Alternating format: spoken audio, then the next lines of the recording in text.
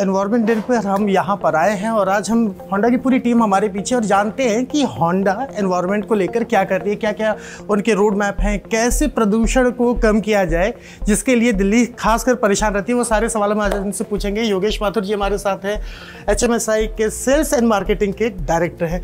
पहला सवाल सर आपसे कि प्रदूषण एक बहुत बड़ा मुद्दा बनते जा रहा है। पहले लोग इसे बहुत हल्के में लेते थे, लेकिन अब ये बहुत बड़ा इशू बन गया है। होंडा जैसी कंपनी इसको कम करने के लिए या इस मैटर को कितना सीरियसली ले रही है? देखिए, आज की तारीख में जो प्रदूषण की अगर हम बात करें तो प्रदूषण वाकई में एक बहुत बड़ा एक चिंताजनक विषय है, जिसके लिए आई थिंक सभी को काम करना पड़ेगा और एक कलेक्टिव डिसीजन मेकिंग होनी चाहिए, चाहे वो गवर्नमेंट की साइड से हो, चाहे वो कॉर्पोरेट साइड से हो। और हम भी उसी चीज़ को ध्यान में रखते हुए आगे बढ़ रहे हैं इन टर्म्स ऑफ कि जो भी हमारे प्रोडक्ट्स हैं, हमारी जो सर्विसेज हैं, उन सभी के अंदर हम ऐसे एक्शंस लें जो कि एनवायरनमेंट को प्रोटेक्ट करने के पॉइंट ऑफ व्यू से हो।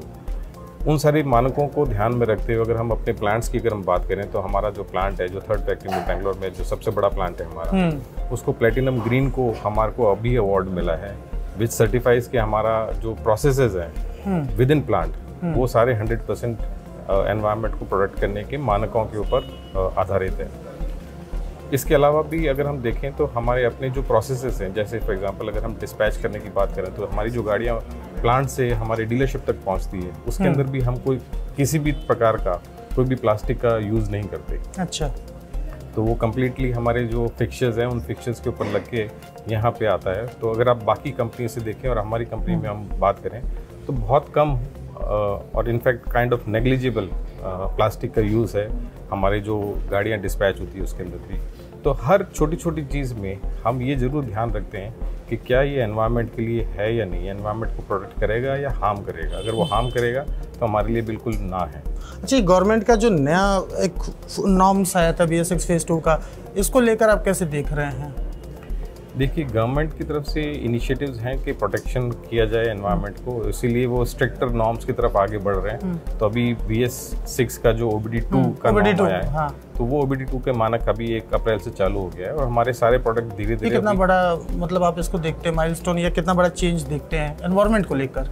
देखिए, OBD2 जहाँ तक बात है वो ऑनबोर्ड डायग्नोस्टिक्स से है, इससे प्रदूषण कम नहीं होगा, लेकिन प्रदूषण को कंट्रोल या अगर कोई गाड़ी के अंदर ऐसी कोई भी चीज़ हो रही है जो कि पोल्यूशन क्रिएट कर रही है तो उनके ऑनबोर्ड डायग्नोस्टिक्स को मॉनिटर किया जा सकता है बेहतर तरीके से।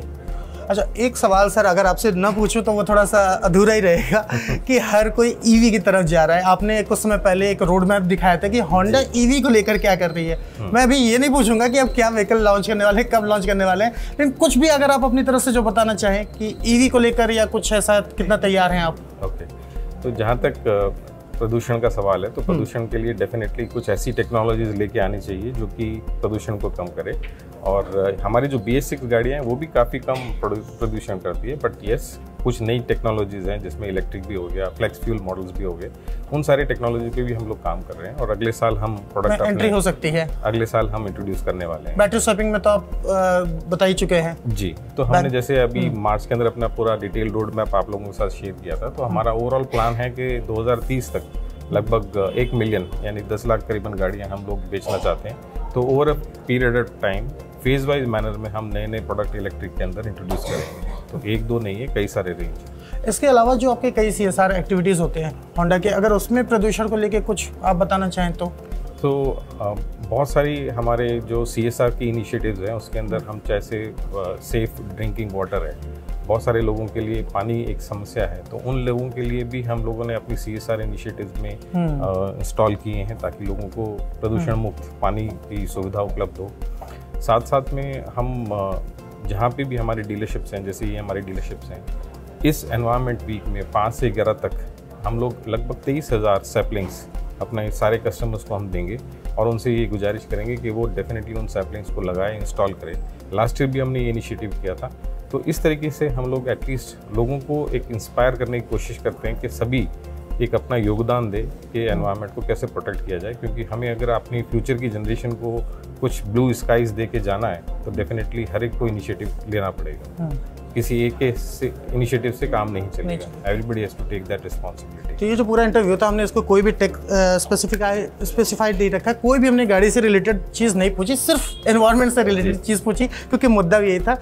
आपने बहुत ही आसान भाषा में हमें समझाया। Thank you so much. Thank you.